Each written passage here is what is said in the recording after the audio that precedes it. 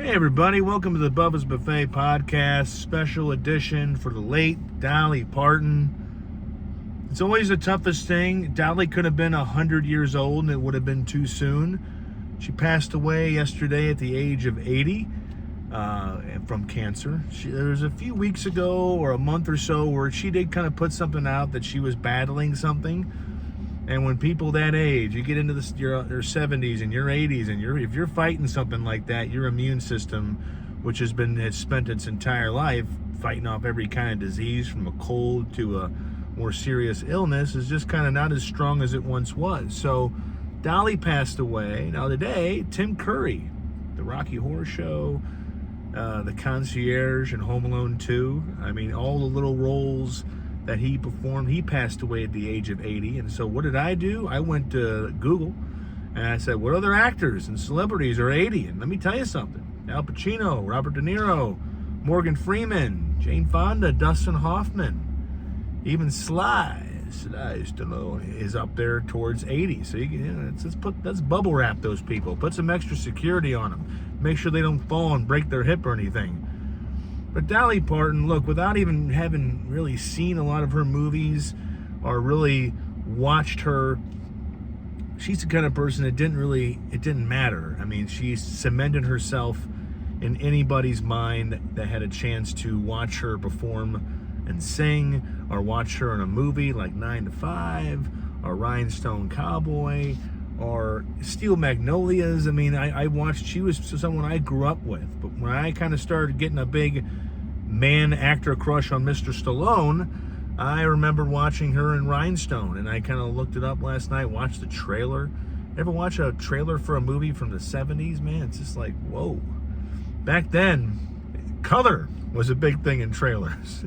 Any kind of bright colors, right? When it went from black and white to the actual color screen. But she was one of the first celebrities, performers, to go from music into movies and to be able to go back and forth and make a smooth transition. She did a lot for people, for kids who were trying to reach books and to be able to better their brains and learn things. She was a queen. I mean, we talk about queens in celebrity land and Hollywood and music. She fulfilled everything, all of it. She filled the quota as far as what it takes to be that. I mean, not just to be kind of sort of like it, but to be a lot like it. I mean, she was one of a kind. And when you lose one of a kind actresses, it stings. I mean, you get greedy. As I said I wrote kind of a personal article. If anybody's been reading me for the past 5-6 years, I have this little series of articles.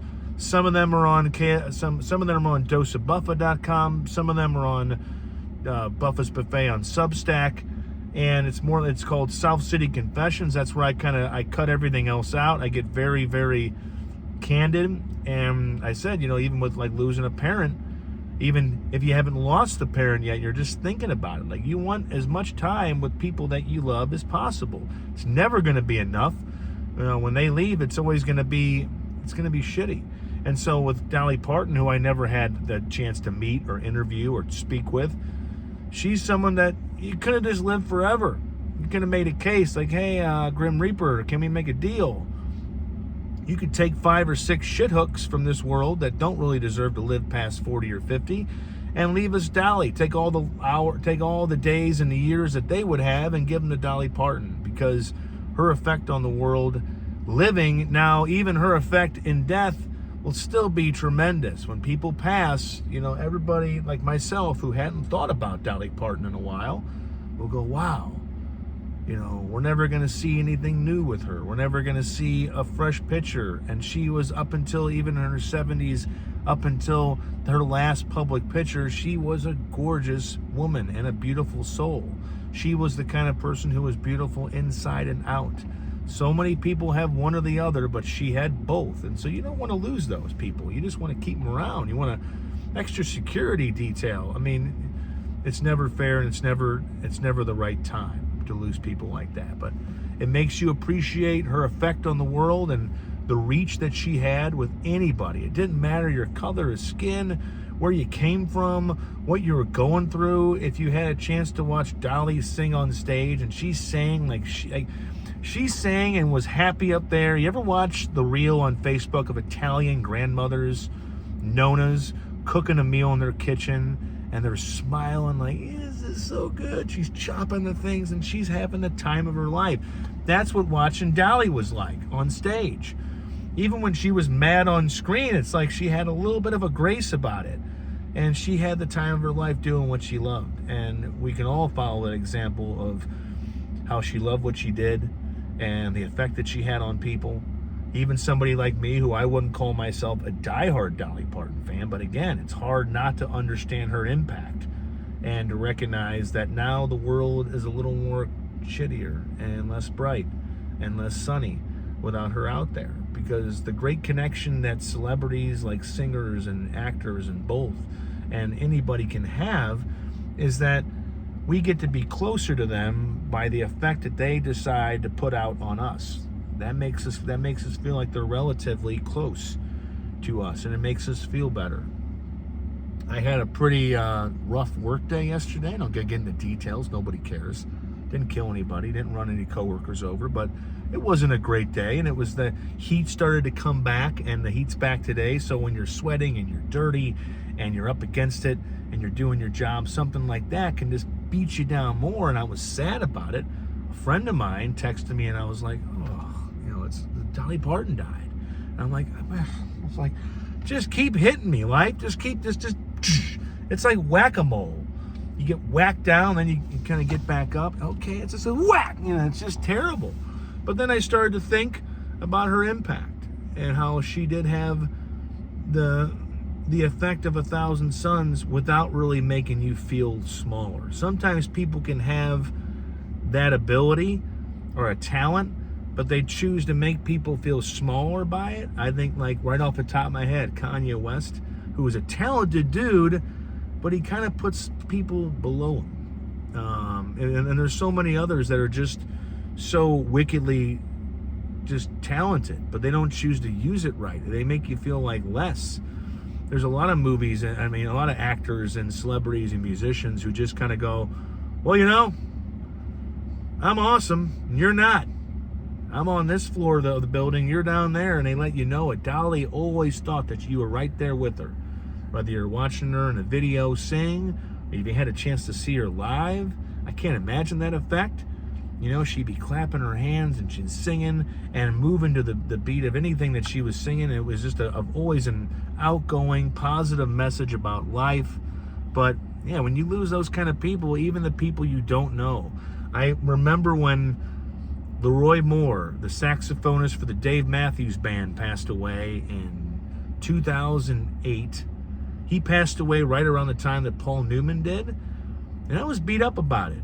And my dad, who doesn't feel that way about actors, even though he loves movies and bands and music as much as I do, maybe more with music, even though I love music and I know a lot about music, but I'm a little more nerdy about movies. But with that band, that's my favorite band. It still is. And in 2008, that was when I was still really, really crushing on the Dave Matthews Band. I'd only really been into them for like 10 years.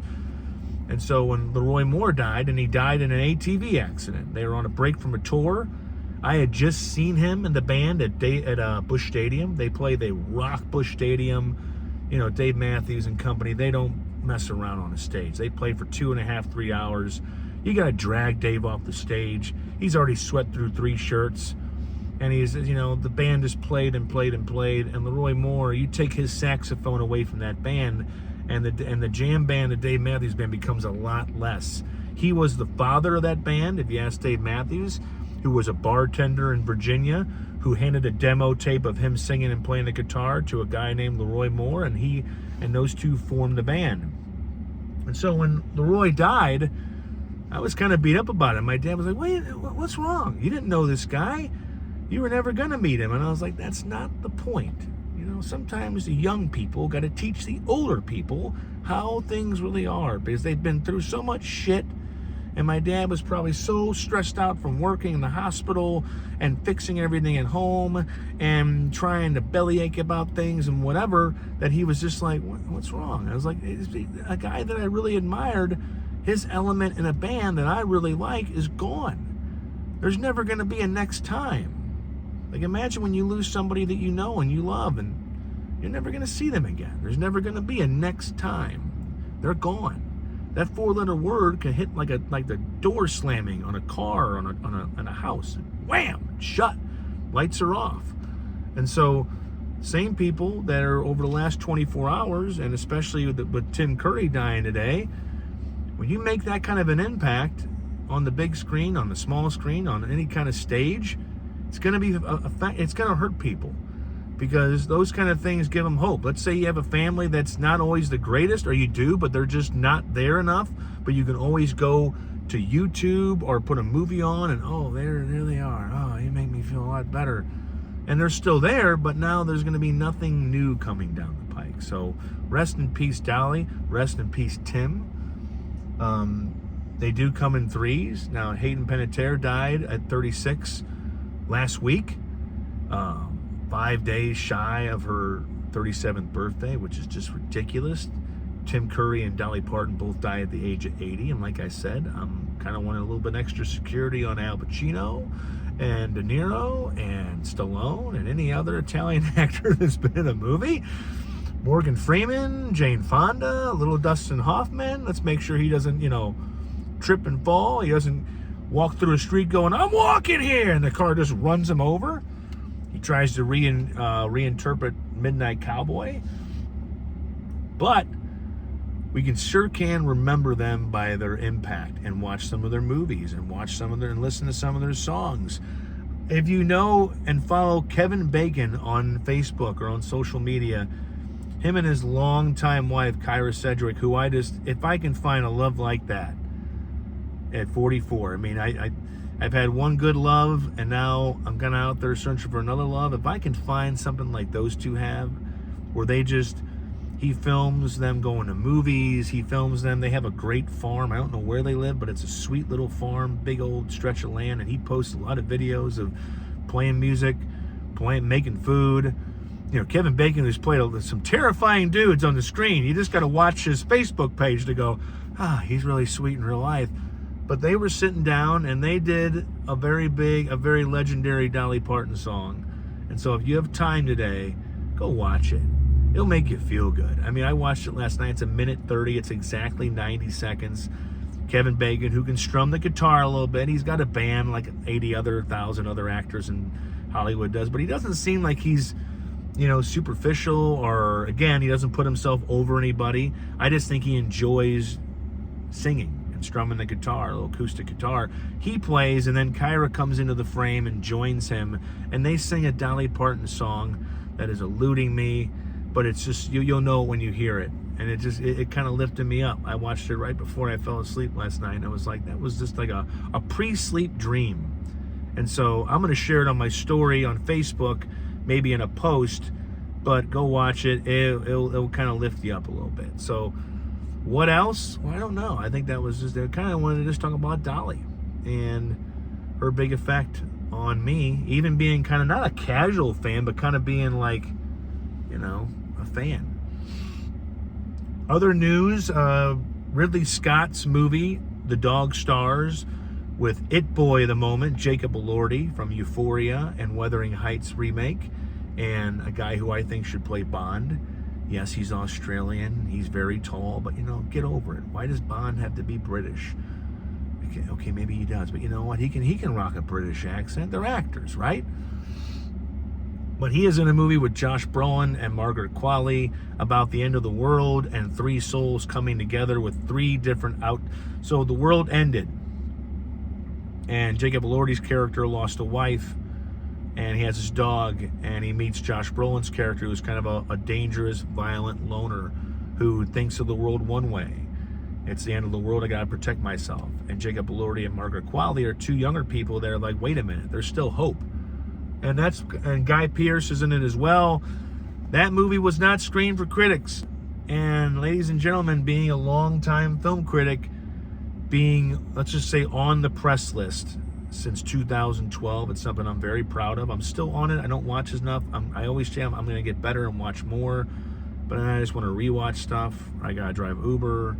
So if I watch a screening at night, it's got to be a big deal, because it's either make money or watch a movie that I can watch anytime.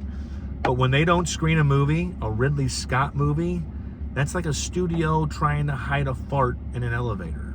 It's like, did you fart? Nope. Did you fart? Nope. It's just never a good sign when they don't screen a movie for critics. That means there's no big twist in the movie, except maybe one or two of them, all three of them are going to die. I don't know. The dog better live. We went over this with The Heart of the Beast, the upcoming Brad Pitt movie next month. Don't kill the dog.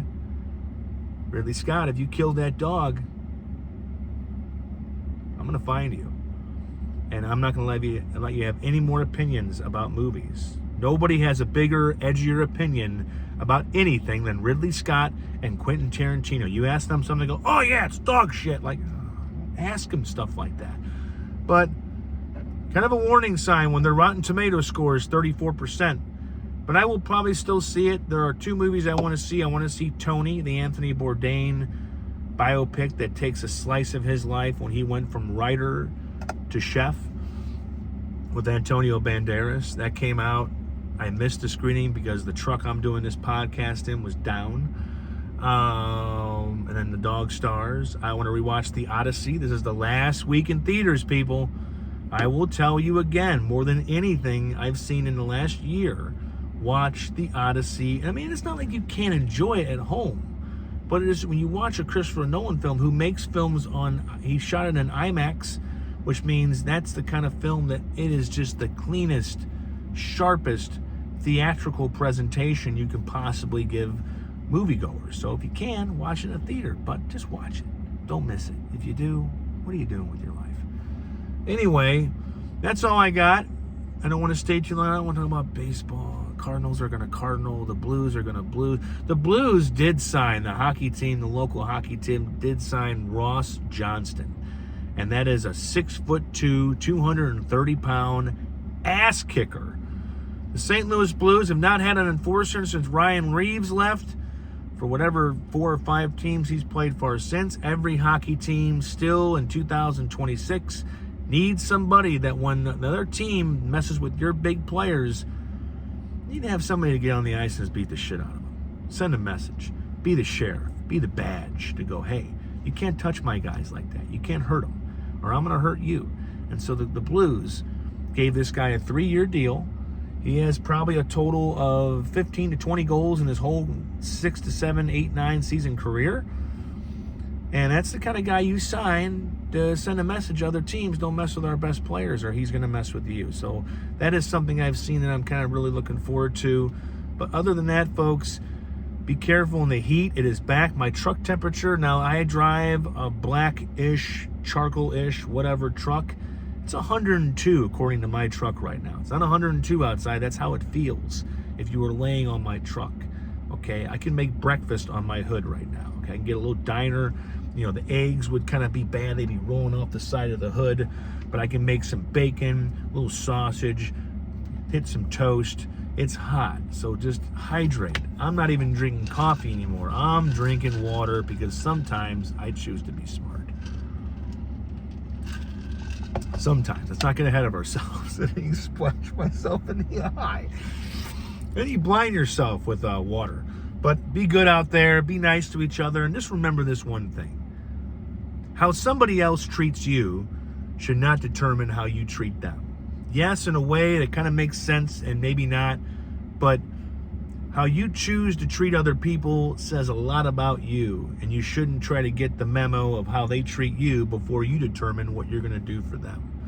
I think that's what Dolly Parton kind of put out to the world. So that's what I'm going to try to do. Rest in peace, Queen. Everybody else, have a good day. Don't kill anybody. Don't drink too much. And if you do drink too much, call an Uber. Be smart. Because if you don't, you're an idiot. And idiots, they don't have as good of a life. See you, everybody.